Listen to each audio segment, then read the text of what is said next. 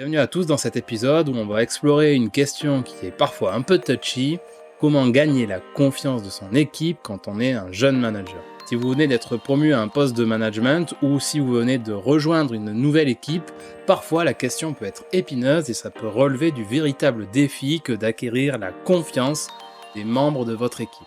Alors comment faire pour instaurer un climat de confiance et établir votre leadership? Nous allons aborder des stratégies concrètes qui vous permettront, étape par étape, d'instaurer une collaboration harmonieuse et efficace avec vos collaborateurs. Tout d'abord, il est important de comprendre pourquoi la confiance est un élément fondamental du management.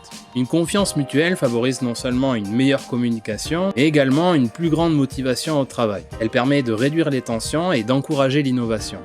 Une équipe qui fait confiance à son manager sera plus disposée à suivre ses directives, à s'engager pleinement dans les projets et à exprimer ses idées sans aucune crainte. En tant que manager, gagner la confiance de son équipe, ça doit être une priorité dès le premier jour. La confiance, elle se construit sur la base de la transparence, le respect mutuel et de la cohérence.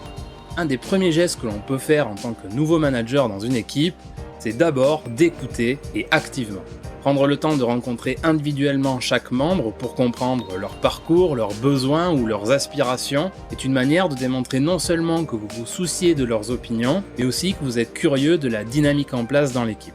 Vous devez accepter qu'en tant que manager, la confiance ne se demande pas, elle s'acquiert par des actions concrètes. Et une façon plutôt simple de gagner quelques pièces de confiance, c'est d'être exemplaire. Si vous demandez à votre équipe de respecter certaines règles ou certaines procédures, vous devez être le premier ou la première à les respecter. En clair, vous ne devez jamais incarner la phrase « faites ce que je dis mais ne faites pas ce que je fais ».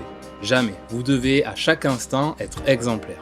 Une autre bonne pratique pour augmenter le capital confiance que votre équipe a envers vous est d'admettre vos erreurs. Vous êtes un être humain, comme tout à chacun sur cette planète Terre, vous faites des erreurs. Cela permettra d'humaniser votre rôle et de montrer vous aussi que chaque jour vous apprenez.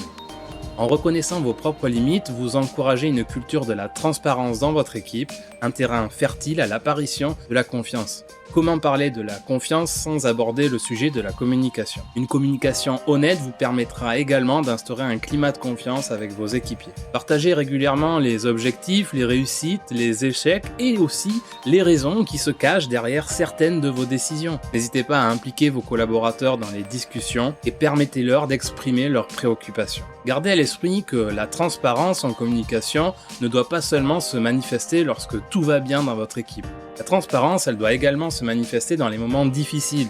Et vous traverserez, vous, votre entreprise, votre équipe, des moments de doute, des moments de questionnement. Vous devrez toujours être transparent. Un autre levier assez simple à activer pour construire une relation de confiance avec votre équipe, c'est d'encourager et de soutenir le développement personnel.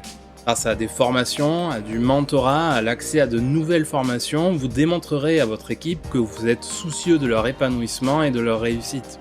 Promouvoir l'apprentissage et reconnaître les efforts de chacun, même les plus minimes, même ceux qui vous paraissent attendus, contribuera à renforcer leur engagement envers vous et envers les autres membres de l'équipe. Et c'est ainsi que vous pourrez créer une dynamique positive où chaque membre se sentira soutenu et valorisé.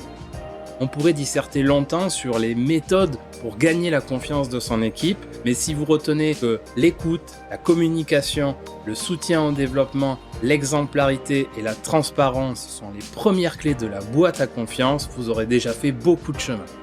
Être un manager, c'est être responsable des autres, mais aussi de soi, et la confiance, c'est le travail de tout le monde, et des équipiers, et des managers. Et surtout, n'oubliez pas que vous soyez manager ou que vous vous apprêtiez à le devenir, le plus important, c'est de prendre soin de vous.